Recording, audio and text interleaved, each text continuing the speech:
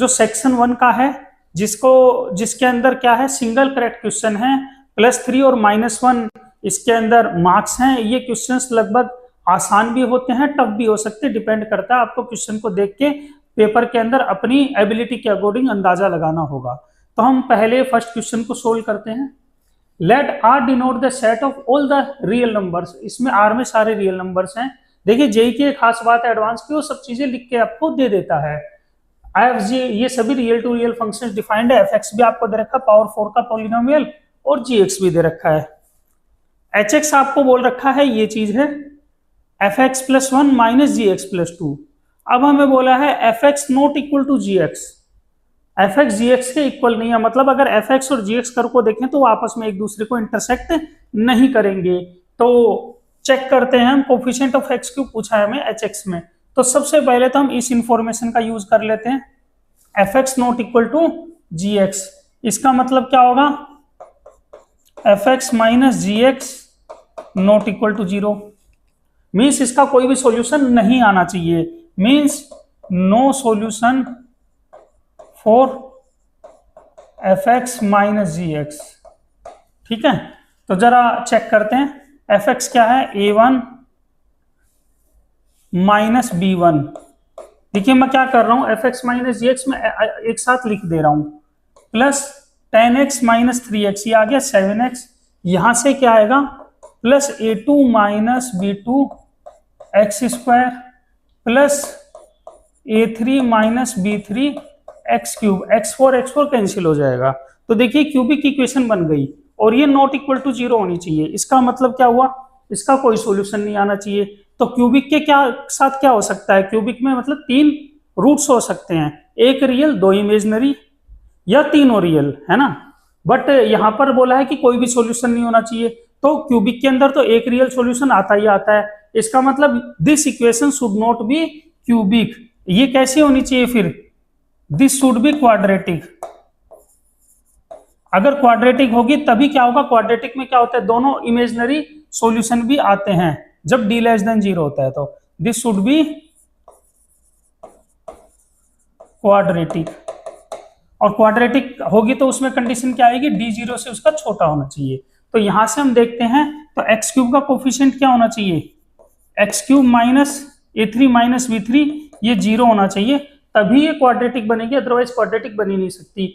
अब हमें फर्दर क्या d<0 की जरूरत पड़ेगी, हमें यहाँ पे x क्यूब का कोफिशिएंट पूछा है, तो अगर आगे अगर कहीं जरूरत पड़े आपको तो इसमें आप d<0 भी यूज कर सकते हैं, बट यहाँ पर इसकी जरूरत हमें नहीं पड़ेगी। अब आगे हम चलते हैं, इसमें क्या दे रखा है, h f(x+1 माइनस gx+2)।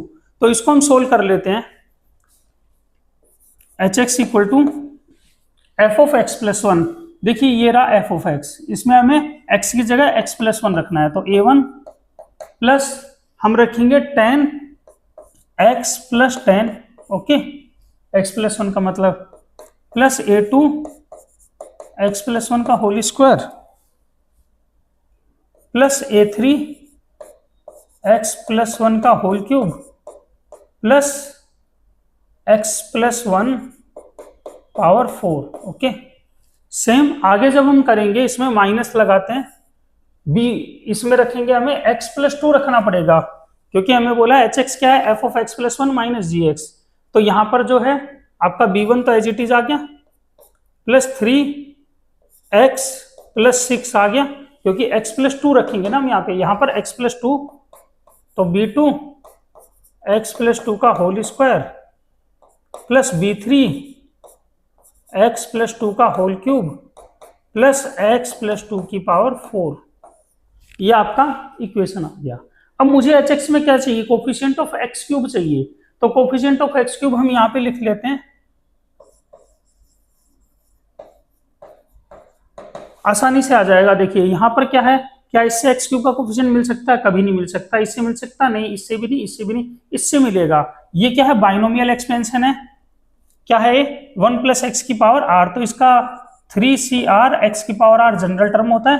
तो हम यहाँ से जो है, और इसका जनरल टर्म क्या होगा, 4CR x की पावर r। मैं ये इसलिए लिख रहा हूं ताकि आपको क्लियरली चीजें समझ में आए, स्टेप बाय स्टेप सॉल्यूशन समझ आए, और कोई गलती ना हो, कॉन्सेप्ट अच्छे से बिल्ड हो। तो this will become x cube, अगर मुझे एक्स क्यूब का कोफिशिएंट चाहिए तो 3c3, ये बन गया आपका a3, 3c3 1 हो जाएगा, a3 मल्टीप्लाई हो जाएगा, यहां से आएगा आपका 4c3 x की पावर 3, x की पावर 3 लिखने की जरूरत नहीं है। अब ये माइनस है, बस ये ध्यान रखना है, इससे भी नहीं मिलेगा, इससे भी नहीं मिलेगा, इससे भी हमें इससे मिलेगा अगेन, तो यहां से जो है एक्स क्यूब का कोफिशिएंट क्या आएगा, ये आएगा -b3 3c3 x की पावर 3 हो गया, ठीक। उसके बाद यहां से क्या आएगा, ये इंपॉर्टेंट है,